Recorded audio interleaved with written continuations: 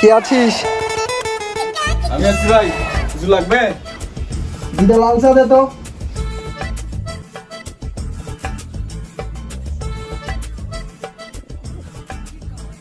ও দেখছস 1,60,000 টাকা মোবাইল কিনলাম। দেখ দেখ দেখ ভালো করে দেখ। আরে বেটা ফকির নি মোবাইল কিনছস। এই দেখ বেটা দেখ, দেখ রোলেক্সের ঘড়ি কেমন চমক আসছে দেখ।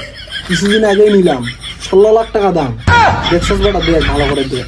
আরে মামা এই ঘড়ি তাতে আমি বুঝ খলিফায় 2 বিঘা জমি কিনলাম। আরে বেটা জমি কিনছস, জমি জমা টাকা পয়সা কি সব রে?